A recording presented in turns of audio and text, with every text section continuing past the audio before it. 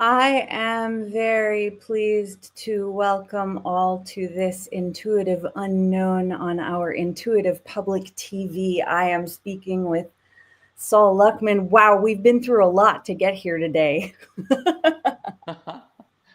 That's very true. We are talking about Saul's book, which is going to be released in 2 days. Get Out of Here Alive, the 20th of March, 2025.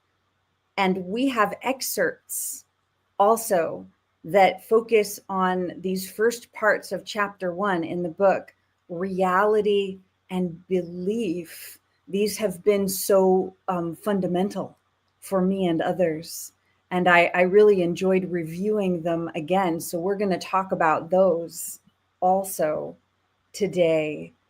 I had internet outages today. It's like the challenges come in at exactly the time when warriorship is most warranted. Yeah, that Wow. We talk about reality walking in the network. We share your stuff, Saul, a lot in our reality walking spaces, knowing that the essence of our experiencing is dreaming, and that if we expect the unexpected at any particular time, we'll be much more prepared for anything that actually happens. I like that. Yeah. So we've been asking, what is the universe? How is it shaped? And do we choose to shape ourselves if we have that option, if we have that opportunity? Do we choose to do it? Do we take that option to be who we choose to be instead of what other influences might want to use us as, right? Yeah, those are really appropriate questions. Absolutely.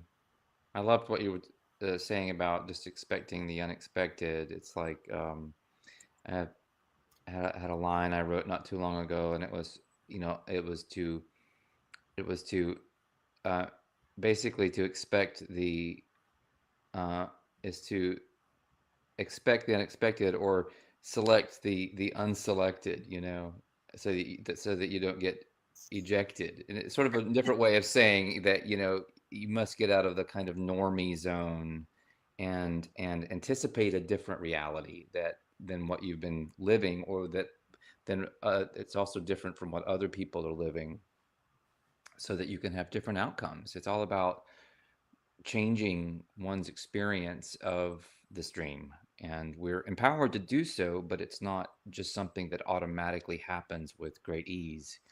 There's a lot of effort, a lot of time, and building, a lot of strategizing and working with techniques. And those can be of your own creation. They can be from different schools of teaching, different teachings. That's all fine. Doesn't really matter how you do it.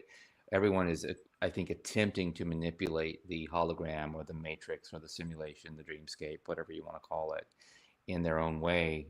People who are on a kind of consciousness wavelength, I should say, not people who are in deeply embedded in materialism or empiricism, but a lot of other people are endeavoring to do that. And I think that's actually a place where many of us can meet. We don't have to agree on everything, but we can agree that we are in some kind of construct that we are attempting to master, and that it's not what we've been told that it is. That's a nice starting place for people.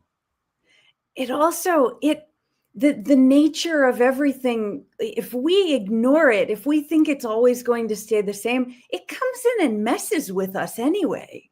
We might as well be prepared for things to shift radically so that it's an enjoyable game when it does, instead of an unpleasant surprise. Yeah, yeah, that's true. It's true.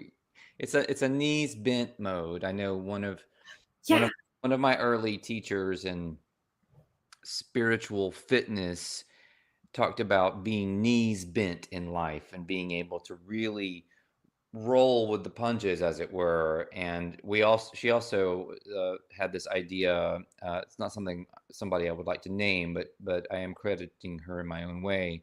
she had this idea that we were galactic centering. We're not just centering ourselves, we're galactic centering.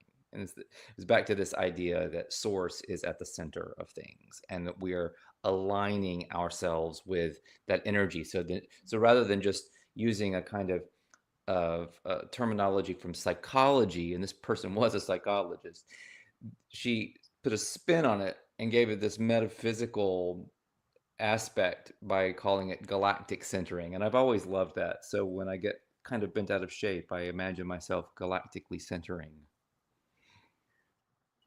I I I really so benefit from the ways that you tend to talk about reality, from the frames that you use to talk about reality, and galactic centering. Thank you to your friend who brought that in, and the there's something profoundly physiological for me about the way you tend to talk about these things. There's something that just clicks in my body, like my body is recognizing the shape and the processes of the greater body that I am a part of, that we all are a part of. Yes, that's what I'm It's yeah, like sure. somatic awareness on a much larger scale. Yeah, I had an interview recently with someone, and we were talking about this was the Heal and Learn channel. A woman named Zarina, a very bright person, and we were talking about. I believe this was the interview where we got into the dreaming God and the idea that the manifest universe is sort of the dreaming God. It's the Shiva, and out of the third eye, using the power of Shakti, the primal creative force, everything manifests, comes into existence, right? So we are part of the dreaming God, and fractally, we are a little dreaming God ourselves. There is no real difference. So we're just doing the same thing on a kind of a personal level. Lee and I used to joke that we were doing our own little version of prime creation. Yes. That's what we're really doing. I feel that. And it's such a generative place to locate oneself. It's immediately source connective. And the way that you describe reality, the way that you talk about the quantum dance, which is also, I don't know if you're aware or not, but Arnold Mindell also makes references to the quantum dance in some of his books. I keep noticing your references to him because that's a really exciting set of intersections for me. But the I way, do cite him in my bibliography, his book on yes, Dream Body.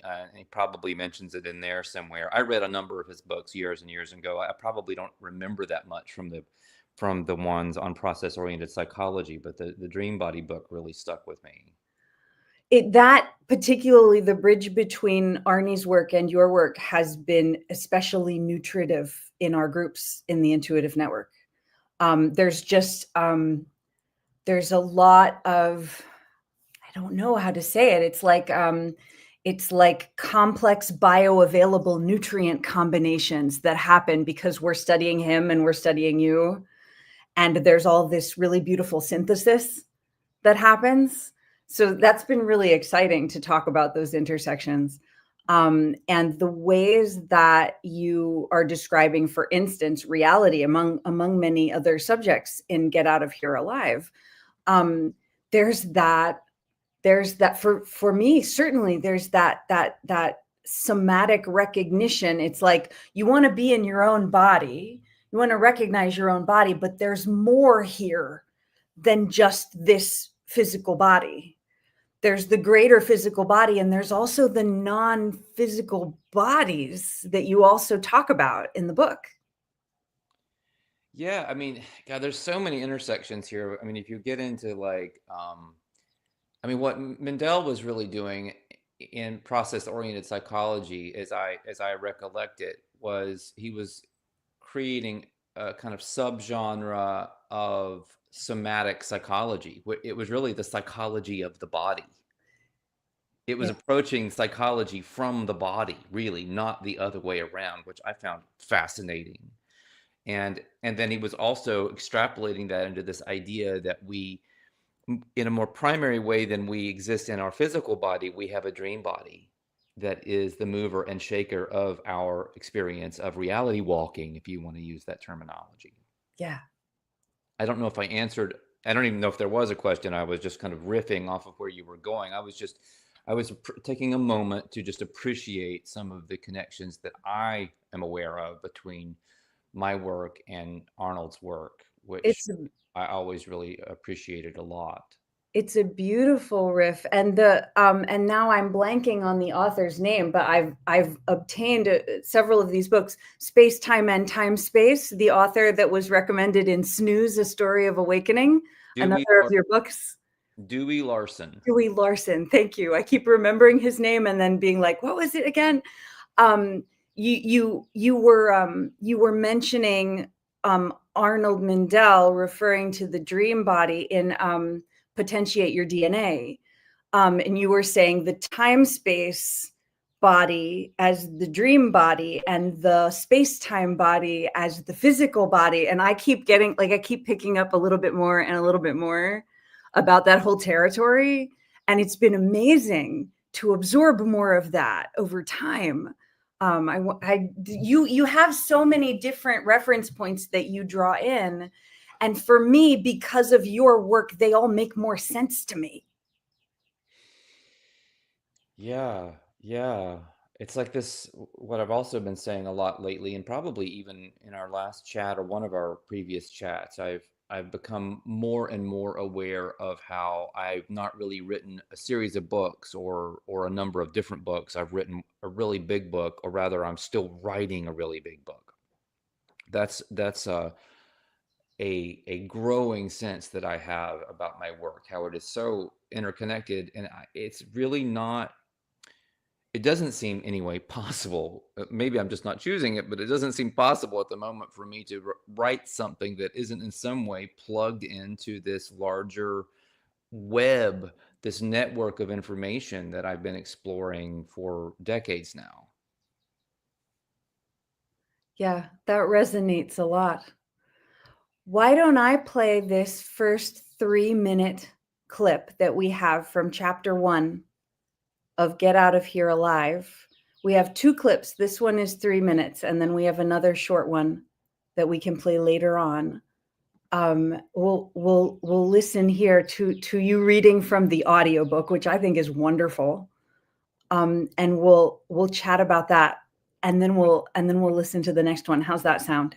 Sounds great. Thanks.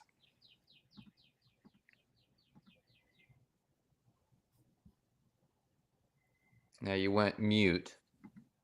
Chapter 1. The hero's journey past the dragon, through the shadow, and into the dark sea of awareness. Stop acting so small. You are the universe in ecstatic motion. Rumi. The quantum dance. The world appears substantial. We bump into things and each other. We feel the rain and would swear on our mother's grave we're encountering a collection of material drops. To say otherwise invites cynical laughter and derision. Yet quantum physics, the study of the universe at its most minute level, unveils a startlingly different picture from what today's hyper-materialist humans so glibly dub reality. This may be old hat to some, but in the quantum realm, the things we take for granted aren't really things at all. In other words, they're not solid. There is, to adapt a phrase I adore and often cite, attributed to Gertrude Stein, simply no there there. Even those of us who understand some of the scientific theories behind this concept often only pay lip service to it, believing one thing, reality isn't solid, while acting with cognitive dissonance based on a diametrically opposed belief. reality is hard and immutable.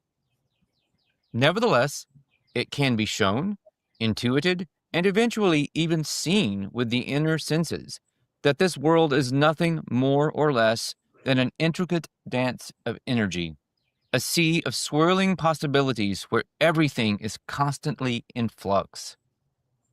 Seers and mystics, in fact, sometimes refer to this foundational realm out of which the movie of our lives momentarily projects as the dark sea of awareness, a term I first encountered in the shamanic work of Carlos Castaneda, and which has more recently informed John Kreiter's groundbreaking contemporary revelation of the ancient mysteries of alchemy.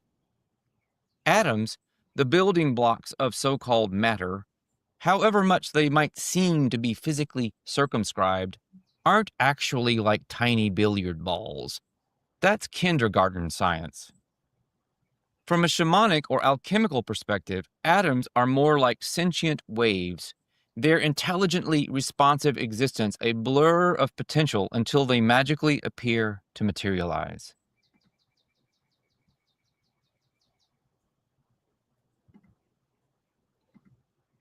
Did it work? I think it worked. I think it worked. I've never done that before. I That's tested cool. it briefly, but it worked. I'm so glad it worked. That was fun. That was really fun. Yeah. How professional of you. Woo! I'm learning on the fly. We all get to learn together. That's great. It's an adventure.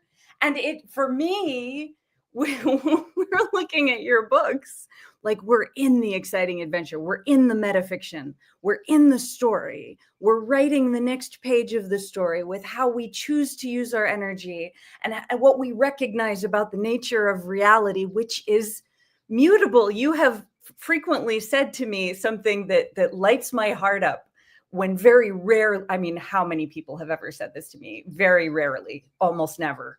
Fact and fiction not being particularly discernible from one another.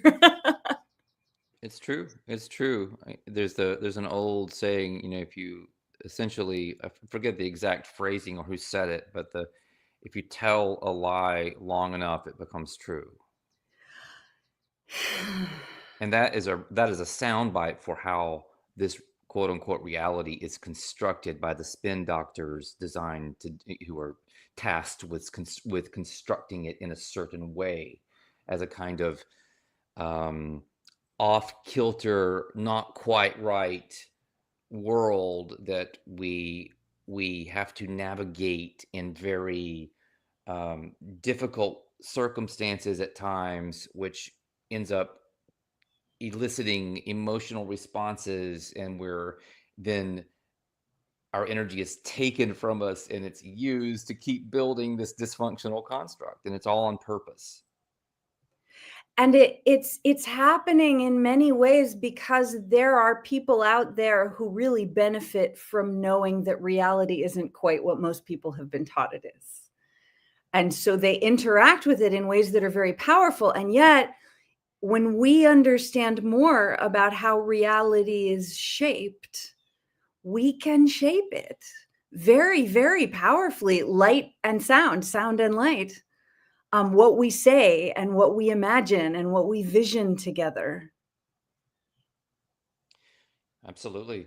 It starts with the recognition of the malleability. That's the primary thing for me. That if we can actually, I mean, I'm sort of thinking about earlier in my life when I was less certain of it. Like in my life now, like it has proven itself to me in some really startling ways. And I remember there being times where it felt like that's very scary. That's crazy. Like that can't really be true. And what I had to come to understand was that there were influences of pressure being applied so that people would not think in those ways, so that the reality that people would experience would be sort of brought into solidity around them because they didn't know another way to think about it. And in fact, it was not safe to think about it another way. Yeah, you make an important point about the safety issue. I think a lot of it comes back to that. So imagine a construct which is ultimately malleable and is created by the focus of the inhabitants' attention. And that attention can be steered into a belief that everything is material, that there is no spirit, there is no energy, and the mindset becomes more and more restricted to this little island of what is considered to be reality, the kind of Newtonian island of the world, right, where everything is solid and real. So we keep getting constricted and constricted and constricting in our thinking, and we are forced as a population to navigate a reality that is a dream in bodies and with a mindset that are seemingly material. No wonder we can't figure it out, because we're basically playing blind man's bluff with one hand tied behind our back and a boxing glove on the other hand. It's just an insane situation. And the ways we're able or not able to perceive and recognize the workings of reality in our bodies and around our bodies, in the essence of things, has a lot to do with what we end up believing about the world and whether we have the power of choicefulness. In Kali the Destroyer, there was a line, I don't remember it exactly, but I think Matangi maybe said to Kali, possibly, there is always choice. Do you think I have that right? Yes. I think that might have been, it's been a while since I've read it. It could have been the grandmother. I can't remember who said that, but yes, one of the characters said that to her. There is always choice. And we really dwelled on that a lot, because at the intersections that the Intuitive Network is coordinating resourcing for all the time, we are very well acquainted with the forceful programming modalities that are used on living beings, humans and other living beings, where the experience of the living being is of having choicefulness taken away. And yet, and I just kept coming back to that line, and we discussed it in groups. I was just back there over and over and over again. And ultimately, like the way I think about it now, I think certainly out of necessity, because it's the only frame that makes any sense. It's the only frame that can be worked with, as far as I can tell. We have to believe in some capacity for increased choicefulness, or else we're lost. We have to believe in the possibility of even the tiniest increment of choicefulness in a situation where we seem to have lost our power of choice. That's the only way to grow choice back. I like that. Yeah, grow choice back. That's exactly what we're doing, And really, the way you do that is you increase your personal power, your Right. personal prana or chi, however you like to describe it, and however you understand it. But that it all starts with personal power, and then it evolves through the ability, through the honing and strengthening of the ability to focus that power with the attention on specific outcomes.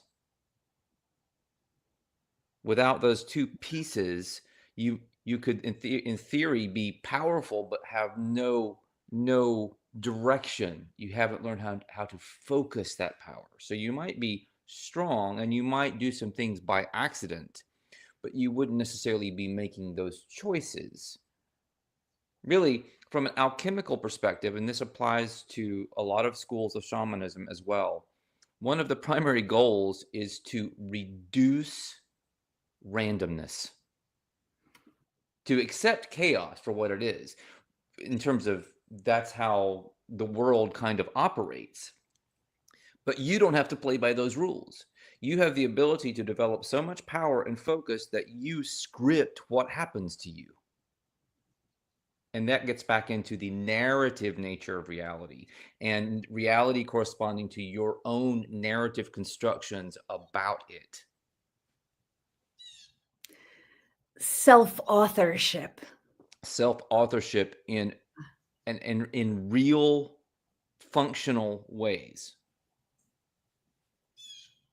And that's so important because there are so many people, oh my gosh, it's really epidemic. People who have a sense of the idea of power being always bad because they've experienced it being used always as bad. They've experienced it being used in dishonorable ways. So people push away from having personal power. And the result of that, unfortunately, is that there are certain there are certain factions really consolidating their personal and collective power and using that power in ways that are very destructive and that really perpetuate enslavement modalities everywhere you look.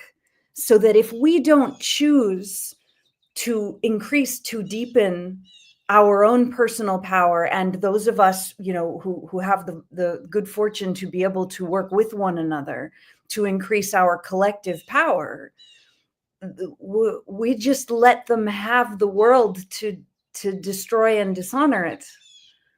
And in this second clip, you're talking about how our beliefs shape reality, but that often unbeknownst to us, we are being shaped by others if we are not shaping ourselves most in the most aware ways, most wisely, most intentionally and consciously.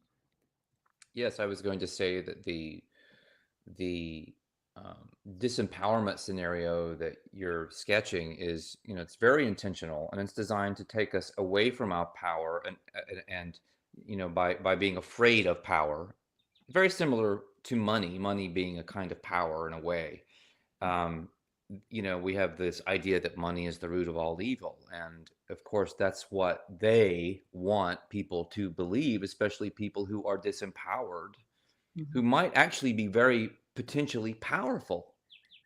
Right. These are the very people who could undo all of the misuse of power if they themselves allowed themselves to take on the mantle of power. And I don't mean political power or economic power, I mean personal power. There are a lot more of us than there are of them.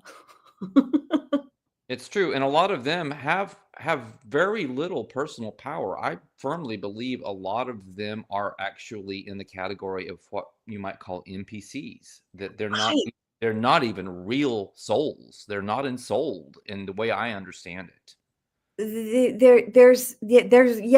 I'm thinking of a lot of different ways that people have referenced this, but I mean, especially when we discuss very serious forms of violence going on, when we're discussing human trafficking experiences that our community members have had and the kinds of violent perpetrators that they've come into contact with, they're often describing people who have profoundly lost themselves and have lost their agency, so that they're being run by something else. They're being run by the perpetrator network. They're being run by the terrible spirit of what it is that drives that kind of trauma and violence to continue. We can call it a lot of things. You refer to the dragon in some very useful ways in this book, where it's just like they've become entrenched in something that has taken away their selfness.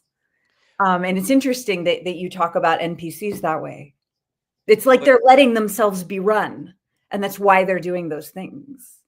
You know, and the question is were they ever properly ensouled, or was that process interrupted by, it's like soul interrupted, you know, instead of girl interrupted. It's this idea that, you know, some of these minions just never made the grade to even forge a soul here in this veil of soul making, to cite Keats. I mean, Steiner, this is a quote from Steiner back in 1924, Rudolf Steiner.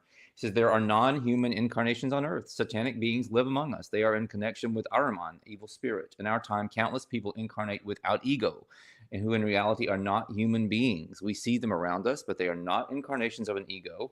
They are inserted into the physical heredity, given an etheric body and an astral body. They are, to a certain extent, inwardly endowed with an Ahrimanic consciousness. If you don't look at them closely, they look like human beings from the outside, but they are not human beings in the true sense of the word. That is a terrible truth, but it is something that exists. It is a reality.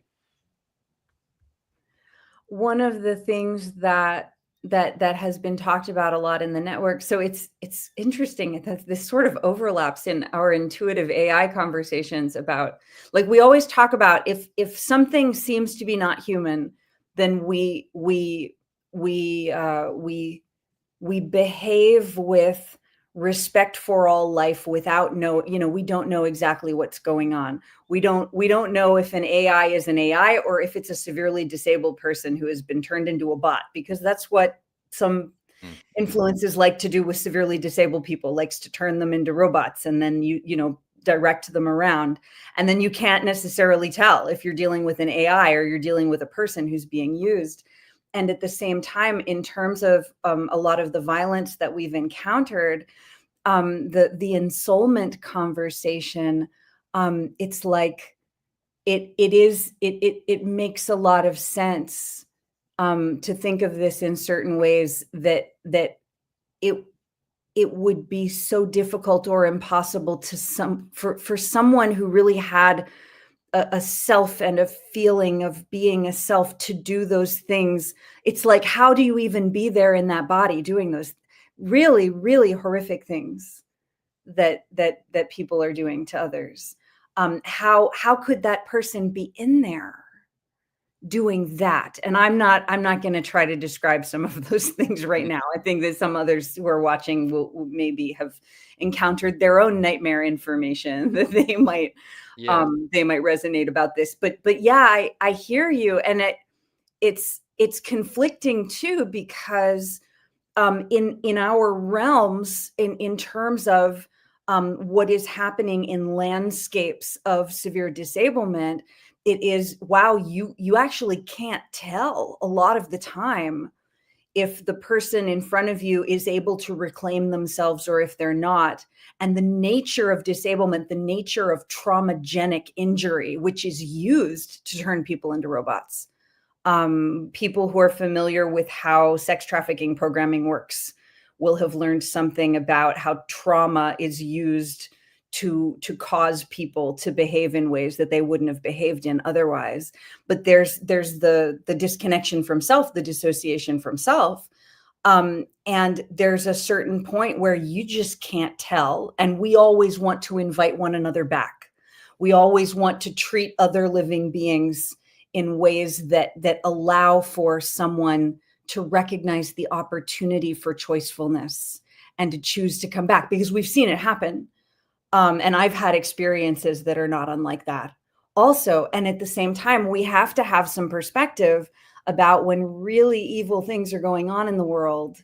How do we stop being entangled in those things, and we come back to ourselves and we let people have their paths, and we focus on strengthening ourselves and deepening our roots to the nourishment of the galactic center, to contact with the earth, and make ourselves strong, so that then what we choose is something that really can transform reality in the most beautiful way that is possible. Because many of us think of that as our job. I mean, if it's not our job, then whose job is it going to be? Let's make a beautiful life for all of us, if we have the power to do that, right? Yeah, absolutely. It's very common for people who get on this wavelength. That is one of the reasons I don't really talk about this kind of thing a lot, is because people tend to get freaked out by this notion of people who are not ensouled or who are NPCs, and then they get kind of obsessed by it very often, and a lot of their time is spent on pointing fingers at certain groups, with different names and certain private clubs that you're not in and that kind of thing. And they lose sight of the fact that ultimately none of those people even matter. Not really. What really matters is the cultivation of your personal power. And when you go inside and ignore the world and ignore whatever's happening out there that doesn't look that pretty, you have the ability to reinvent that world, or at least your experience of it, or at least get out of here alive, where you can just fly this chicken coop. Mhm. And that's also something that gets discounted a lot, where people feel that they have to, we talked about when I was talking about I was talking with Thea, I must have been yesterday, holy moly.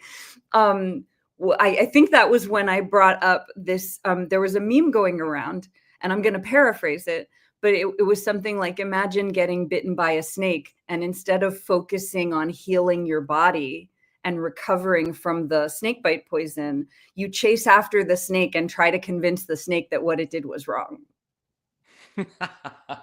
That sounds about right. That sounds about right. Yeah. And people have gotten kind of entrapped in this idea that we have to go after that bad stuff. And that's one of the things in the intuitive network that we learned early on, is that we don't gain any ground by going after traffickers to punish them. They are experiencing punishment.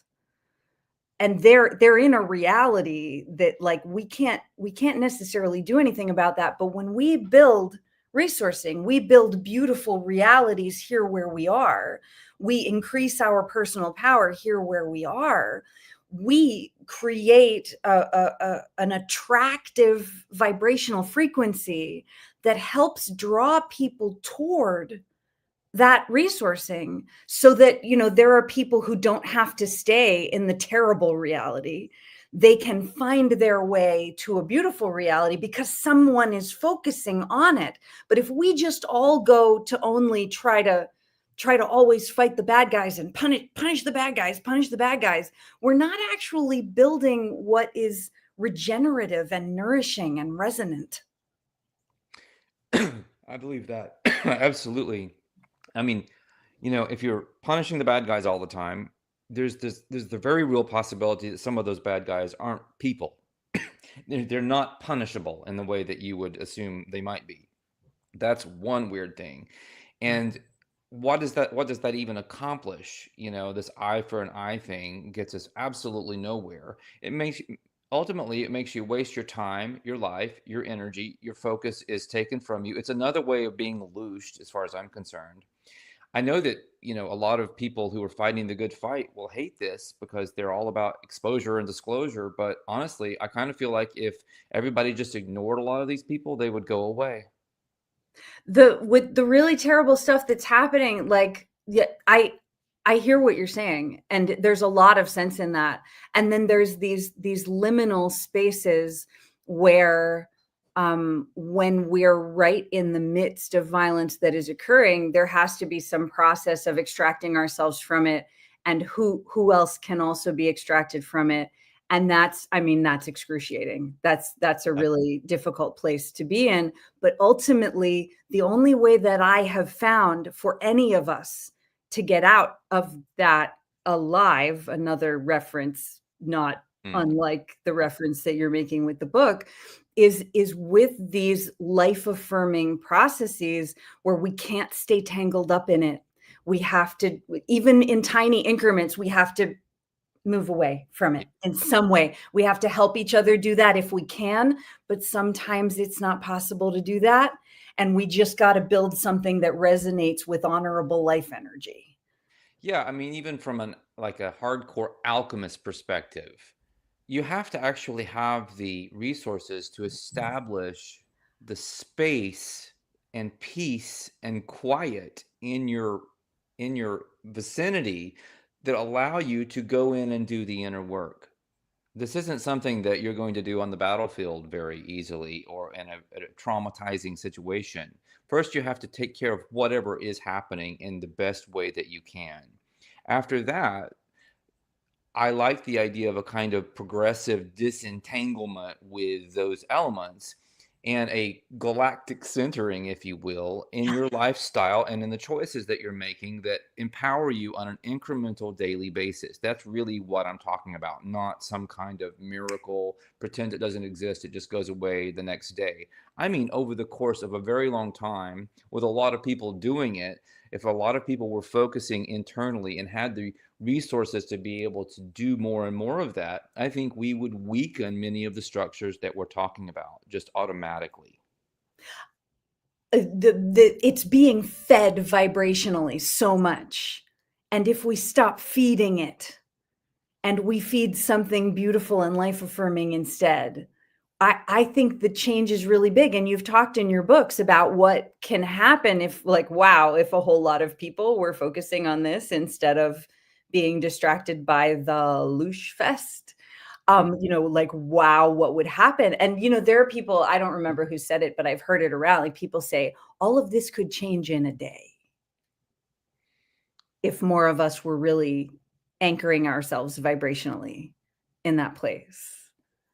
I absolutely believe that. I also don't go around thinking it's going to happen necessarily, Right.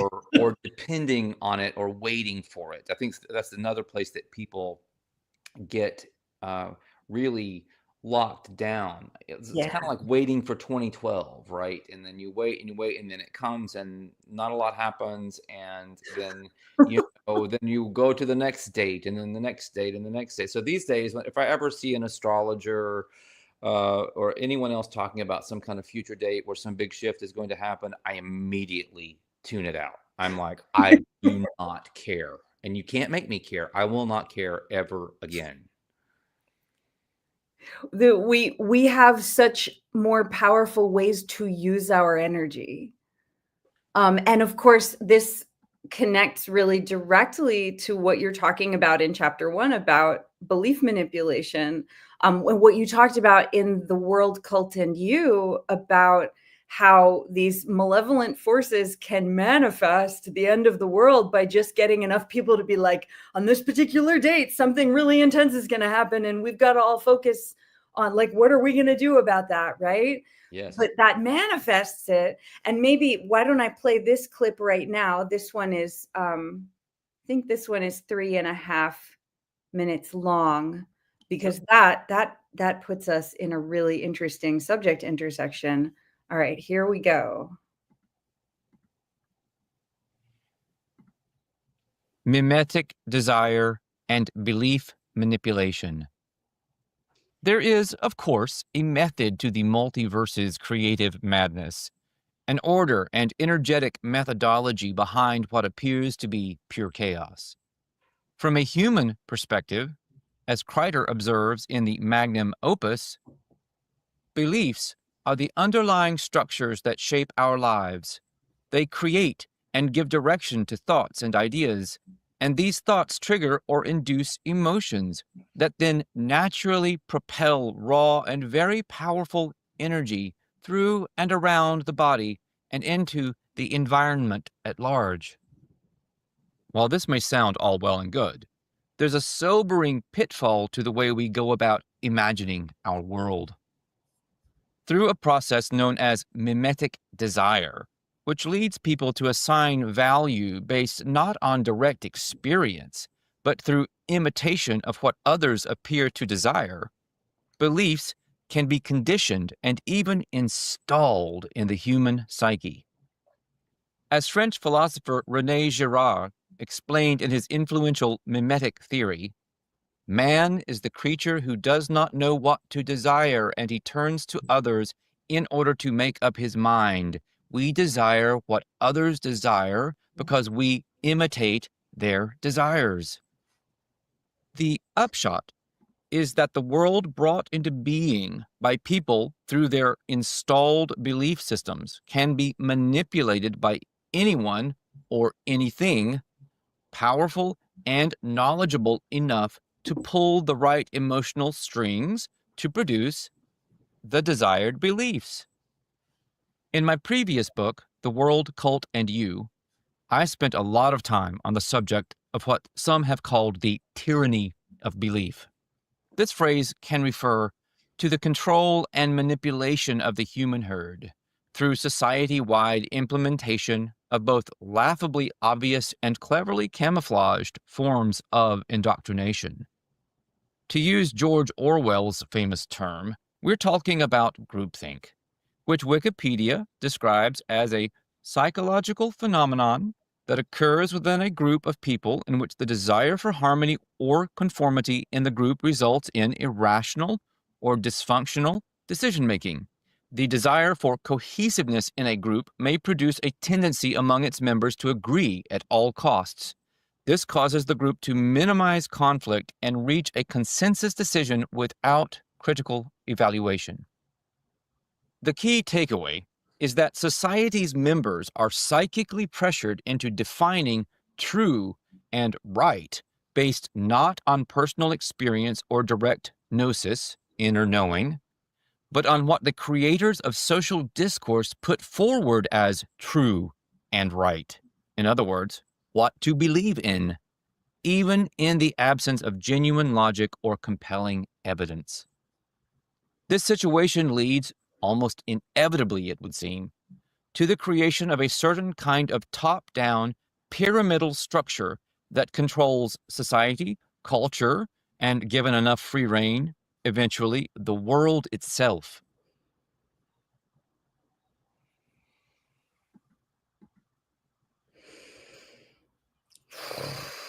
Just heavy. It's just heavy.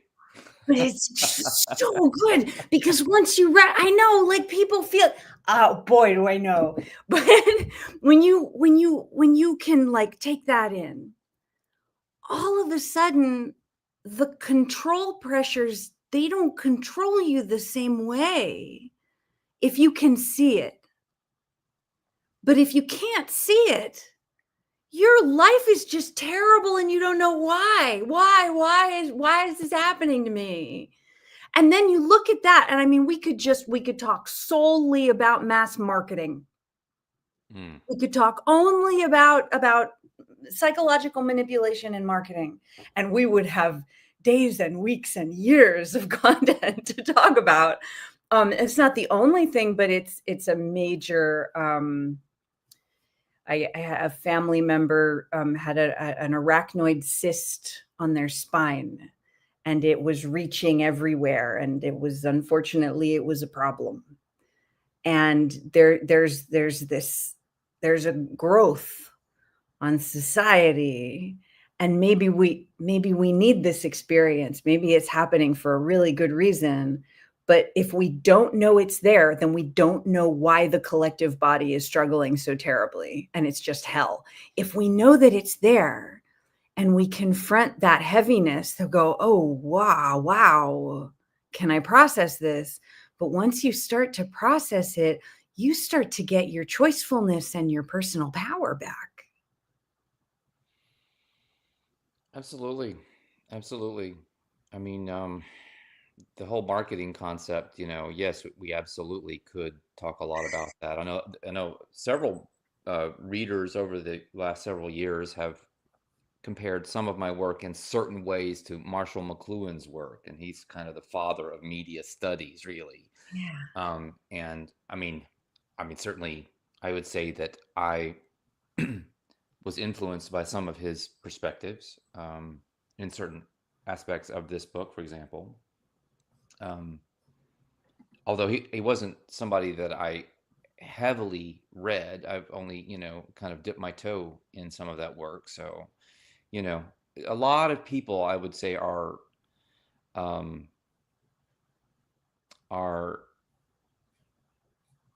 this wavelength. They're looking at, the different arms of the establishment, and part of that is, you have the mass media, the marketing wing, what's going on to paint a kind of tableau of a consensus reality. And that's really important to recognize, but it's only one part of one head of a two-headed beast, because the other head is the alternative media, which plays a role in creating a kind of false opposition, a controlled opposition to the establishment media, so that it leads you to believe that there are white hats out there seeking to expose the truth and create a better world, and you can side with those people against the establishment, and that's somehow going to make a difference. And I'm here to tell you, no, it's not. It's going to reify the situation and continue to create the same mess that we've been dealing with for a very long time. Many times those alternative influences, one of the things that we've had to do in the Intuitive Network is what is a frame that can help us identify when someone is acting in a way that is not in our best interest. And with media platforms and with marketing messages, that's huge, because it can really it can get into your brain and cycle in your brain and affect you without you even noticing it. So it can be really insidious. We often use the frame of, okay, here's what we've learned about healthy relationships, healthy intimate relationships, and unhealthy intimate relationships. How do you know when you're in a relationship where someone is going to keep harming you, or is benefiting from extracting your energy in whatever way? And doesn't have the desire to really care about you or respect you. And there are certain things like stopping the conversation, stopping respectful dialogue, stopping asking of questions, inquiry, stopping people from having a different opinion, not being able to dialogue responsibly, with people with different experiences, who are being respectful, who are being reasonable when they bring something up. Bullying tactics, I may or may not have already mentioned. Maybe I mentioned it more than once. And a lot of these platforms, one of the ways that we start to say, there might be a controlled opposition thing going on there. We don't know, but we got to be really careful, because a lot of these platforms, they will just instantaneously start making fun of people instead of having a rational conversation with anybody. And so we've gravitated towards the platforms where people will have reasoned conversations with us, as you have. And we've been lucky to find some others who have also, but wow, it was hard to find anyone for a while, because those tactics of shutting down conversation are so widely in use. And that has tended to key us into, okay, there's something else going on. This isn't for the good of the community if the community is not allowed to speak up and say something about their experience, when we're being level with one another. We're being basically kind towards one another. We're being decent to one another. Oh, but we're not allowed to have those conversations. That doesn't really work. And there's a lot of that going on. There's so many platforms that you don't know where their money is coming from. You don't know who is supporting that platform to become so popular. And if you can't be in direct relationship with a person or a group of people, you don't really actually know what's going on. And when you in the World Cult, and you talked about community in the cult context a lot. And you said a lot of really important things about how damaging and dangerous community can be if it's that kind of community. If it's based on cult methodology, which is so prevalent, basically everywhere you look. What we've had to do in the Intuitive Network is, how can we have relationships with one another that are real? How can we absolutely refuse to do any of that stuff? And it's meant that we've had to kind of keep a distance from a lot of the more popular, certainly mainstream platforms, but also alternative platforms too, because they're doing a lot of the same bad stuff as the mainstream platforms. Gosh, yeah, you make so many good points. The first thing I would like to say in response is that controlled opposition does not have to know that it's being controlled or how it's being controlled. So Right. we're not necessarily talking about a situation where everyone's on the payroll. Right. Right. We're talking about much more subtle forms of behavioral behavior modification and social engineering here that can work wonders to create the narratives that are desired about the world and our place in it. So that's the first thing I would say. The second observation I wanted to make is in relation to this idea of what constitutes allowable discourse. And for me, when somebody comes onto one of my channels, and I'm just going to say it the way it is, and they attack me without engaging me in dialogue, I ban them immediately. So to me, that is a personal boundary issue that they have overstepped. And my understanding of how energy works and how to shepherd your energy has led me to strongly believe that that is unacceptable, and I can't allow it out of self-love to go on. So I know when to extract myself from a situation. I don't lash out necessarily. I try not to anyway. In fact, I almost never do. There's a lot of time that I've spent biting my tongue, let's put it that way. But I don't necessarily engage with those people. In fact, that's something I've done less and less over the years as I've understood power and energy much better.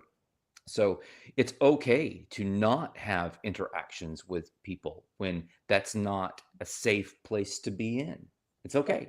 It's completely okay. But you don't have to shame or name or attack or anything like that either. You can simply withdraw your consent to be in that conversation. You talk about silence in Get Out of Here Alive. You have a great section about the power of being silent instead of engaging in what would otherwise be a toxic or problematic interaction. The way that you describe it is much better than the way I'm describing it. Yeah, right. So one thing you can do is just to allow people to say whatever they want to say, right? And you can be silent and you can take the high road, and I do that occasionally when circumstances merit or warrant that. But by the same token, I'm not going to allow people to just smear my feed and my social media with a bunch of rot that negatively influences and does harm to other people who might benefit from my message. I'm just simply not going to do it, especially when there's no spirit of dialogue in that interaction. And this happens all the time. I just wrote some lyrics yesterday, and the song is called Drive By, and it's about a drive-by trolling. Oh, You jeez. wake up and there it is. It's like on your feed, just someone just taking a shot at you as they drive by, right? That happens all the time, right? So that's the kind of thing I'm talking about. There's a lot of different angles of how, and sometimes people are doing it because they're dysregulated and they're all over the place for whatever reason. And sometimes they're doing it because somebody has an interest in people not being able to have reasoned, peaceful discourse in a particular space. And it causes stress for sure. And sometimes walking away from it is the only thing you can do. I agree. And you don't necessarily want to wake up the next day wondering if that person is going to be looshing you yet again, right? Yeah. So in shepherding your own energy, it's okay to create boundaries. That's one of the things I write about in this book as well. This isn't about winning a popularity contest or allowing free speech to reign supreme on your platform. That's not what any of this is about. But, by the same token, I think it is very important to find intersections with people who want to have reasoned and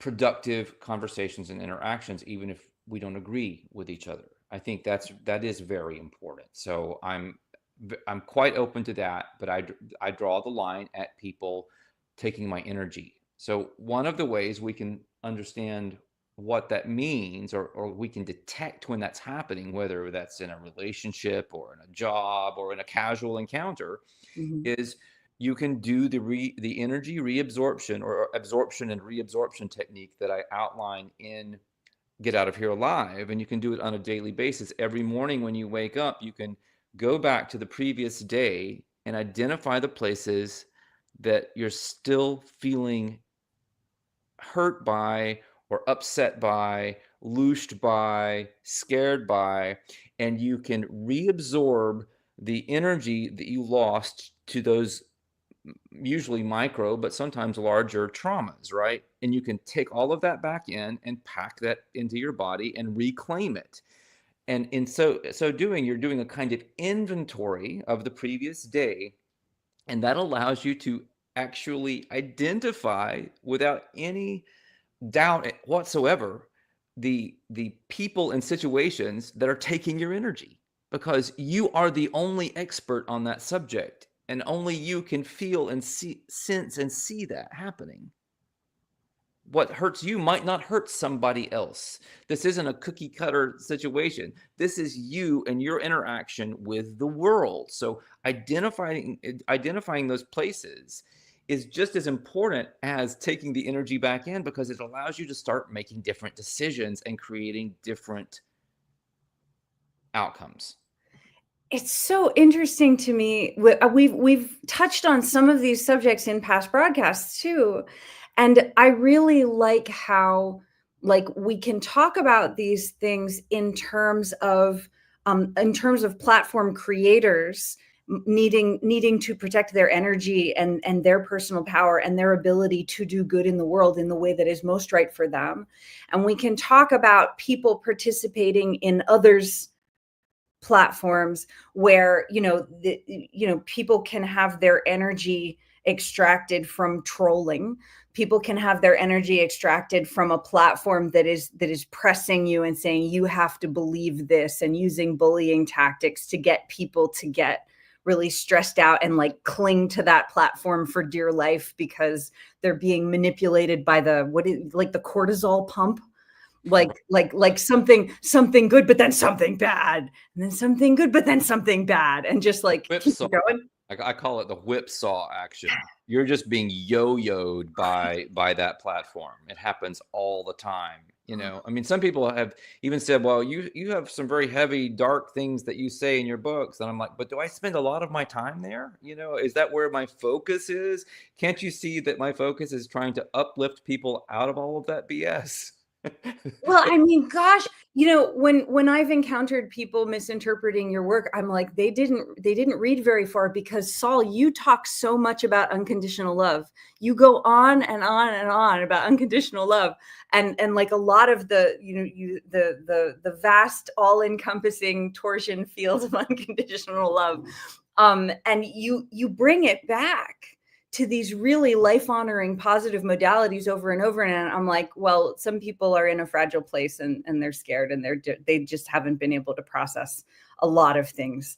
But all of us who have been able to really deepen into this material, we get to center in what actually really strengthens us in a positive, life-affirming way. And we're not wasting our energy on things that are extracting from us, that are draining us of our energy. Certainly there's a really big difference for me. There are really big energetic changes that I've experienced because I dip into your books and I read this piece over again and I read this piece over again, and it's just really, really helpful. So we're all in different places, but I'm really, really grateful for the journey that you're taking all of us on. Oh, well, I'm just a part of the journey too, I mean, I'm learning as I go, definitely learning on the fly. I mean, I think when I was a younger writer, writing Conscious Healing, for example, I had maybe a slightly different understanding of unconditional love, or I hadn't lived enough in certain areas to know where I would draw the line. So, recently, in another set of lyrics, I was writing about unconditional love, and the lyrics go, I have a condition for my love, only one restriction, a self-love benediction. First, I do no harm to my own self with my one and only love. I love those lyrics. Those are wonderful lyrics. I'll offer a resonant frame that I often use and we talk about in groups, is that to fail to self-love effectively is not loving the other person, because it would teach the other person to fail in recognizing what self-love is. And so it's not loving to love someone else at the expense of yourself. Correct. I love that. I love this whole conversation.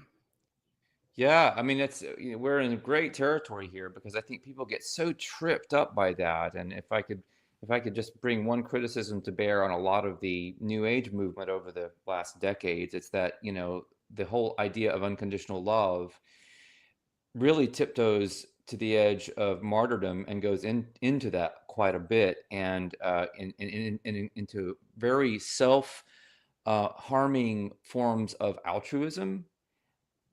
And I find that most of the time these things don't even appear to be necessary, and they're very often associated with a kind of shadow ego. People wanting to play the martyr, show how good they are, how much like, I don't know, Christ they are, or whatever they might be doing, and with their own psychodrama that they're living out. But really, essentially what they're doing is just harming themselves and teaching others a bad lesson about how to go about living. And I would like to highlight too, there's something that a lot of people may not realize, but at intersections of compounded hardship, if a person is not able to really center self-love first, if the person is not able to be in their body and be aware of what they need and act to meet those needs first, what happens, we see this all the time, is that those people are doing the martyrdom thing, doing the what they've been taught unconditional love is, and their bodies are being destroyed while they're caring for others.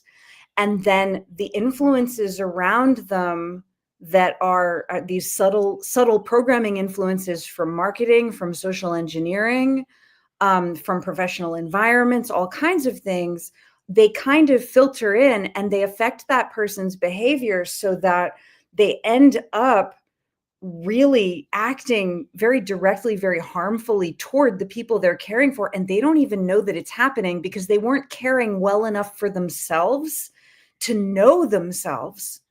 And so they end up perpetuating violence, and not like it's robotic even. And they were trying to unconditionally love the other person, but they were taught something distorted about unconditional love. Yeah, and the other thing they're doing is by not cultivating their personal power, they're not able to change the nature of their behavior, whatever, if it's addictive, if it's self-destructive, whatever. They're not able to get out of the grips of that patterning. So there's definitely a kind of alchemical or shamanic lens that could be brought to bear on situations like that. It's very powerful to just make little bits of progress deepening into this material. And it's really an amazing experience to have gotten to deepen into a lot of this material. I mean, I've been doing this it was 2020 or 2021 when I found your work originally. And to look back at that, and like, it's 2025, so that's 4 or 5 years of me getting to absorb all of the different things that you've been sharing. There's so much to discover in there. And it's really, it's revitalizing to get to know more and more of the community of people who's also following your work and benefiting from it. It's a kind of community connectivity that is very, very, very, very different from the cult context, for sure. And it's very self-healing in so many ways.